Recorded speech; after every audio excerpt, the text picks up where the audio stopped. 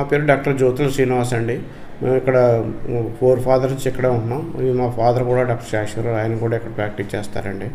నేను పవన్ కళ్యాణ్ గారి అభిమానంతో ఇంచుమించుగా 10 ఇయర్స్ నుంచి లాస్ట్ 2019 ఎలక్షన్ నుంచి కూడా నేను పవన్ కళ్యాణ్ గారి జనసేన పార్టీని ఫాలో అవుతున్నానండి. అప్పటి నుంచి కూడా నేను లీడర్ గారిని ఇక్కడ ఈ మండలం కాన్స్టిట్యూన్సీలో కూడా ఉన్నాను. 2000 అప్పుడు ఈ ఎలక్షన్లో కూడా నేను పవన్ కళ్యాణ్ గారికి చాలా మొత్తం ఇంటింటికి తిరిగి నాకున్న పరిచయాల ద్వారా, డాక్టర్ గారికి ఉన్న పరిచయాల ద్వారా ఈ మండలంలో ప్రతి ఇంటింటికి తిరిగి జనసేనకి ఒక బలంగా చేకూర్చిన మనం ఎంతో ప్రయత్నం చేశాను. ఇప్పుడు పిఠాపురంలో ఈ 15 మంత్స్లో జరిగిన అభివృద్ధి ఎలా ఉంది? గత ప్రభుత్వానికి ఇప్పటికి ఏం మార్పు వచ్చింది? సార్, గత ప్రభుత్వంతో అసలు పోల్చడానికి వీలు లేదు సార్. గత ప్రభుత్వం పూర్తిగా అంతా దివాళా తీసింది. రోడ్లు కానీ,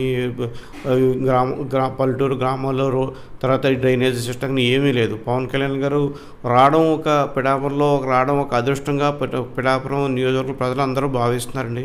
ఎలక్షన్లో ఏ హామీ ఇచ్చారో హామీలు తగ్గట్టుగా అన్ని పనులు కూడా చాలా మేము ఊహించలేనంత విధంగా ఈ డెవలప్మెంట్ చేస్తున్నారండి. 15 ఏళ్ళలో కూడా ఇంచుమించుగా 300 కోట్ల రూపాయలతో పిఠాపురం కాన్స్టిట్యూన్సీ అంతా బాగా డెవలప్ చేశారు. ముఖ్యంగా పల్లెటూరులో కానీ, రూరల్ అర్బన్లో కూడా సీసీ రోడ్లు వేయడం కానీ, డ్రైనేజ్లు వేయడం కానీ, అదేవిధంగా పిఠాపురం మా 3 మండలానికి ఉన్న ఇంపార్టెంట్ హాస్పిటల్ని 100 బెడ్స్ హాస్పిటల్ కింద మార్చి దానికి వర్క్లు కూడా స్టార్ట్ చేశారు ఆల్రెడీ. దానికి చాలా ఇంపార్టెంట్. మా 3 మండలాలకు కూడా ఇంతకుముందు చిన్న హాస్పిటల్ కింద ఉండేది. అది ఓన్లీ 2-3 డాక్టర్లతో ఉండేవారు. అలా కాకుండా ఇప్పుడు 100 బెడ్ హాస్పిటల్తో పాటు వాళ్ళకి కావాల్సిన స్టాఫ్ని అంతా రిక్రూట్మెంట్ చేస్తే అందరూ మల్టీ స్పెషాలిటీ డాక్టర్స్ అందరూ కూడా అక్కడ వర్క్ చేస్తున్నారు. హాస్పిటల్ చాలా యూస్ఫుల్గా ఇప్పుడు ఉంది. అది ఒకటి అందరికీ బాగా ఉపయోగపడే అది ఒక కార్యక్రమం. అది పవన్ కళ్యాణ్ హామీ ఇచ్చారు. హామీ ప్రకారంగా 100 బెడ్స్ హాస్పిటల్ వర్క్ జరుగుతుందండి. అదేవిధంగా అతి ముఖ్యంగా మాకు ఈ కొత్తపల్లి మండలం నుంచి పిఠాపురం వెళ్ళడానికి మధ్యలో రైల్వే గేట్ ఒక అడ్డంగా ఉంది. అనేక రైళ్ళు వచ్చినప్పుడు ఒకేసారి 3-4 రైళ్ళు వచ్చినప్పుడు ఇంచుమించుగా హాఫ్ అన్ అవర్ వరకు కూడా ఆ రైల్వే ట్రాక్ దగ్గర అందరూ ఇబ్బంది పడేవారు. దాన్ని దృష్టిలో ఇప్పుడు అది ఇంచుమించుగా 20 సంవత్సరాల నుంచి రైల్వే ఆర్బిట్ చేయాలని ప్రజలందరూ కోరిక. అనేక పార్టీలు హామీ ఇచ్చే కానీ హామీ కింద వచ్చాయి. ఏ పార్టీ కూడా దాన్ని ముందుకు తీసుకెళ్ళలేదు. పవన్ కళ్యాణ్ గారు దాని మీద ప్రత్యేక దృష్టి పెట్టి సెంట్రల్ గవర్నమెంట్తో మాట్లాడి దానికి రైల్వే ఆర్బిట్ శాంక్షన్ చేయించారు. దాన్ని కూడా అతి త్వరలో టెండర్స్ జరిగి వర్క్లు స్టార్ట్ అవుతాయి. ఉప్పాడ బీచ్ అనేది గత 15-20 సంవత్సరాల నుంచి ఈ రోజును ఈ సముద్ర కెరటాలు వచ్చి రోడ్డుని కుదరడం వల్ల అనేక సంవత్సరాల నుంచి ఈ కోత గురవుతూ వస్తుంది. గత 3-4 సంవత్సరాల నుంచి సముద్రం బాగా ముందుకు రావడం వల్ల ఒక ఇల్లు కూడా ఇంచుమించుగా ఒక 500-600 ఇల్లు కూడా సముద్రంలో కలిసిపోయేవి.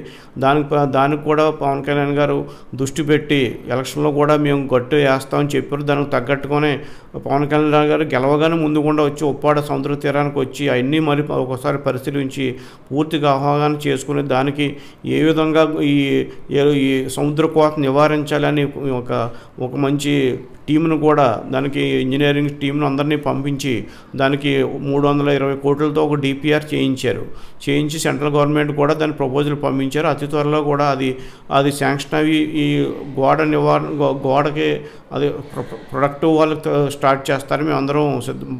మేమందరం ఆశపడుతున్నాం. సార్, మెయిన్ ప్రజలకి ఒక నియోజకవర్గంలో గ్రామీణ వాతావరణం కానీ పట్టణ వాతావరణంలో కానీ ప్రజలకు కావాల్సింది సాగునీరు, తాగునీరు, రోడ్లు, ఎలక్ట్రిసిటీ.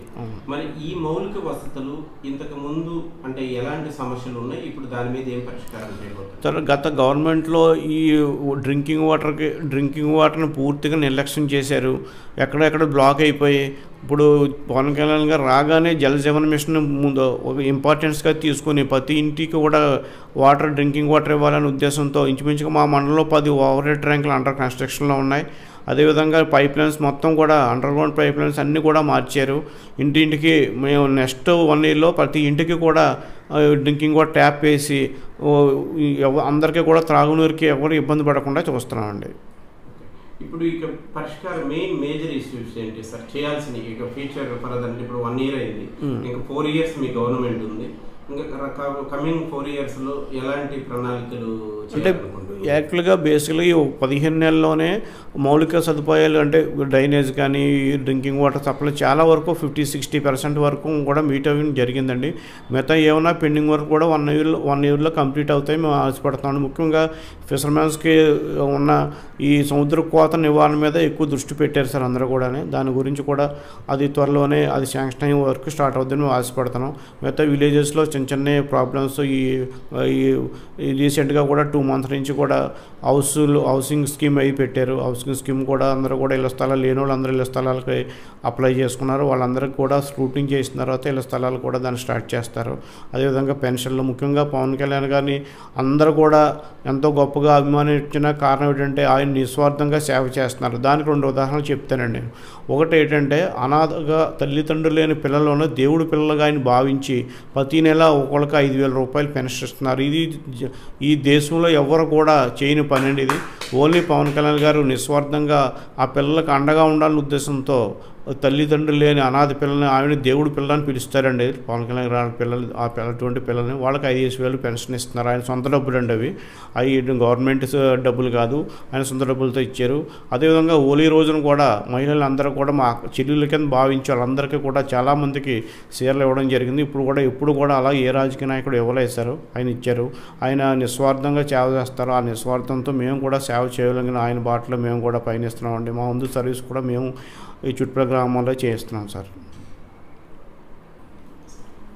ఇప్పుడు మరి మీరు ప్రజలకు ఇచ్చిన హామీలు ఎన్నికల వాగ్దానాలు ఎంతవరకు కంప్లీట్ చేస్తారు సార్? కంప్లైంట్ ఇంచుమించుగా 60-70% వరకు అన్నీ కూడా అన్ని ప్రజలకు ఇచ్చిన హామీలు నెరవేర్చడం జరిగింది. ముఖ్యంగా సూపర్ 6 అని ఒక పథకం ద్వారా కూటమి ప్రభుత్వం ప్రజల్లోకి వెళ్ళింది. ప్రజలు దాన్ని నమ్మి ఓట్లు వేసి భారీ మెజార్టీతో గెలిపించారు. సూపర్ 6లో ఇంచుమించుగా ఆల్మోస్ట్ 95% అన్నీ కూడా కంప్లీట్ అయ్యాయి. రీసెంట్గా మహిళలకు లేడీస్కి ఫ్రీ బస్ అన్నారు. ఆ ఫ్రీ బస్ కూడా చాలా హ్యాపీగా వాళ్ళందరూ కూడా లేడీస్ అందరూ వాళ్ళ సర్వీస్ని ఉపయోగించుకుంటున్నారు.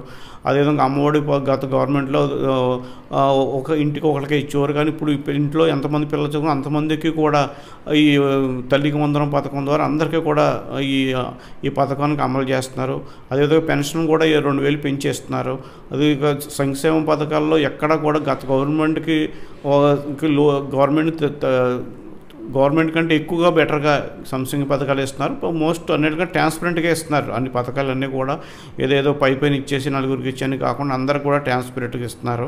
అదేవిధంగా రైతులకు సంబంధించిన పథకాలు కూడా అన్నీ ఇస్తున్నారు. జనాలు చాలా హ్యాపీగా ఫీల్ అవుతున్నారు ఈ పథకాలన్నీ కూడా.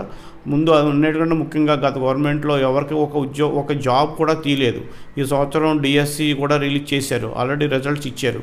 డిఎస్సి నోటిఫికేషన్ తర్వాత దాని రిజల్ట్ రావడం, మెరిట్ లిస్ట్ రావడం అనేది జరిగింది. అతి త్వరలోనే డిఎస్సి ద్వారా క్వాలిఫైడ్ అందరికి కూడా పోస్టులు ఇస్తారు. ఇది గత గవర్నమెంట్లో 5 సంవత్సరాలు కూడా ఒకసారి కూడా తీయలేదు. ఇది నిరుద్యోగులకి ఇది చాలా ఉపయోగపడుతుందండి. అది కూడా ఇండస్ట్రియల్ డెవలప్మెంట్ కూడా గత గవర్నమెంట్లో ఇండస్ట్రియల్ పూర్తిగా జీరో చేశారు. అమరావతిని పూర్తిగా జీరో చేస్తే ఇండస్ట్రీలో ఒకటి కూడా రాలేదు.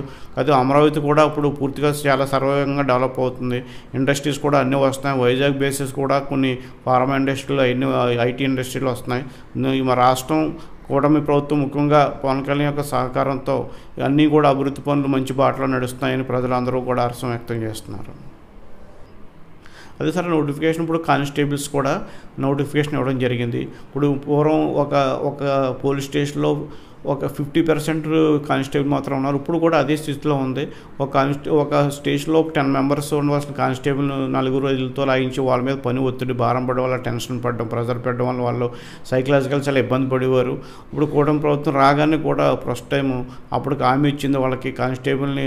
పవన్ కళ్యాణ్ గారు కూడా ఈ కానిస్టేబుల్ మీద అది చేయాలని ఒక దృష్టితో దీనికి కానిస్టేబుల్ రిక్రూట్మెంట్ కూడా చేశారు. అది కూడా రిక్రూట్మెంట్ అవి కానిస్టేబుల్ పోస్టులు కూడా రావడం జరుగుతుందండి. సార్ అయితే చివరి ప్రశ్న సార్, ముందు అసలు కూటమి ప్రభుత్వ గారికి పవన్ కళ్యాణ్ చూసి మద్దతు ఇవ్వడానికి ఇటు చంద్రబాబు నాయుడు గారిని వీళ్ళ అనుభవాలు, పవన్ కళ్యాణ్ గారి మీద ఉన్న నమ్మకము, వీటన్నిటితోటి చాలామంది యువత, నిరుద్యోగులు, విద్యావంతులు అందరూ కూడా అన్ని వర్గాల ప్రజలు కూడా కూటమి ప్రభుత్వం మీద ఆశలు పెట్టుకుంది ఏంటంటే ఈ రాష్ట్రంలో ఎక్కువగా మందికి ఉపాధి అవకాశాలు, ఉద్యోగ వ్యాపార ఉపాధి అవకాశాలు పెంపొందిస్తారని చెప్పి. మరి ఈ సంవత్సర కాలం అంతా కూడా మీరు ఉచిత పథకాలు, మనీ సర్క్యులేషన్ అంటే ఎక్కువగా ఫ్రీ పథకాలు పంచడానికి వీటి మీదనే దృష్టి పెట్టారు. మరి ప్రజలు మెయిన్ ఎక్కువ మంది ప్రజలు కోరుకునేది ఏంటంటే విద్య, ఉద్యోగ, ఉపాధి అవకాశాల మీద ఉంది. మరి దీని మీద మీ కామెంట్ చెప్పండి సార్. విద్య అనగానే ఈ సంవత్సరం గత గవర్నమెంట్లో ఇది స్కూల్ ఇచ్చే బ్యాగుల మీద, వాళ్ళు ఇచ్చే స్కూల్ మీద అన్నీ కూడా వాళ్ళు వైఎస్ఆర్ బొమ్మలు కానీ వాటితో వేసుకున్నారు. ఈ సంవత్సరం స్కూల్స్ ప్రారంభించడానికి చాలా హై క్వాలిటీ బట్టలు కానీ, బుక్స్ కానీ, షూస్ కానీ చాలా ఇటువంటి ఈ పార్టీ లేకుండా సర్వేపల్లి రాధాకృష్ణ గారిని ఆదర్శంగా తీసుకుని ఆయన పేరు మీద సర్వేపల్లి రాధాకృష్ణ అని ఆయన పేరు మీద స్కీమ్ పెట్టి చాలా నాణ్యమైన కార్పొరేటర్ కాలేజీలకు స్కూల్కి తీసుకునే విధంగా వాళ్ళకి మొత్తం బుక్స్ అయితేనే, బట్టలు అయితేనే, తర్వాత ఈ షూస్ అన్నీ కూడా హై క్వాలిటీ మేమే పర్సనల్గా చూసిచ్చాం. అది విద్యా వ్యవస్థను కూడా చాలా బలోపేతం చేస్తున్నారు. అదేవిధంగా మిడ్ డే మీల్స్లో కూడా లాస్ట్ టైంకి ఇయర్ కూడా ఫుడ్ క్వాలిటీ బాగా పెరిగింది. సన్నబియ్యం ఇస్తున్నారు. అది కూడా స్కూల్ పిల్లలు కూడా దాని అందరూ కూడా హ్యాపీగా దాన్ని శుభ్రంగా భోజనం చేస్తున్నారు. అదేవిధంగా నిరుద్యోగులు యువతకు కూడా గత గవర్నమెంట్ పూర్తిగా ఒక జాబ్ కూడా ఇవ్వలేదు. కాకపోతే అనేక ఇండస్ట్రీలు రావడం స్టార్ట్ అయ్యాయి. ఇండస్ట్రీలు అన్నీ రావడంగానే ఆ ప్రొడక్టివిటీ స్టేజ్కి వచ్చినప్పుడు అందరికీ జాబ్స్ ఇస్తారు. డిఎస్సి తీశారు, పోలీస్ రిక్రూట్మెంట్ తీశారు. నెక్స్ట్ లోకల్గా ఇండస్ట్రీలు, వైజాగ్లో ఇండస్ట్రీస్ వస్తున్నాయి. మా కాకినాడ SEZలో 4-3 ఇండస్ట్రీలు అక్కడ కూడా నిరుద్యోగులకి జాబ్స్ ఇస్తున్నారు. ఓవరాల్గా ఒకేసారి గత 5 సంవత్సరాలు జరిగిన దోపిడీ, అరాచకాల నుంచి తిరిగి ప్యాచ్ వర్క్ చేసి ఒకటే డెవలప్ చేసుకుంటూ వస్తున్నారు. ఒక 2 ఇయర్స్కి మొత్తం పూర్తి స్థాయిలో పూర్తి డెవలప్మెంట్ అవుద్దని మేమందరం ఆశపడుతున్నాం. Thank you sir.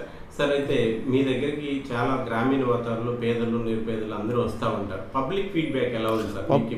Public feedback చాలా హ్యాపీగా ఉన్నారు సార్. ముఖ్యంగా మా దగ్గరికి వచ్చే దూర ప్రాంతాల నుంచి, చుట్టుపక్కల నుంచి కూడా ఇలా ఆడవాళ్ళు ఎక్కువ వస్తుంటారు. వాళ్ళందరూ కూడా ఏంటంటే పెన్షన్ గురించి 2000 పెంచారని చాలా ఆనందంతో ఉన్నారు. ముందు 4000 ఇచ్చారు, దాన్ని 6000 చేశారు.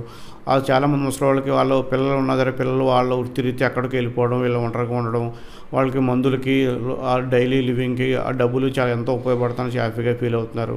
అదేవిధంగా వీటికి వాటర్ కూడా ఇంతకుముందు ఎక్కడికో వెళ్ళి తెచ్చుకునే వాళ్ళం, ఇప్పుడు ఇంటింటికి ట్యాప్లో వేసారు, కుళాయిలు ఇచ్చేయని. వాళ్ళ బేసిక్ నీడ్స్ అందరూ కూడా పల్లెటూరు జనాలు కూడా హ్యాపీగా ఫీల్ అవుతున్నారు సార్. Thank you sir. అందరికీ వినాయక చవితి శుభాకాంక్షలు. అదేవిధంగా మా పార్టీ అధ్యక్షులు మేము ఎంతో ఆరాధించే మా పవన్ కళ్యాణ్ కూడా జన్మదిన శుభాకాంక్షలు తెలియజేసుకుంటున్నాం.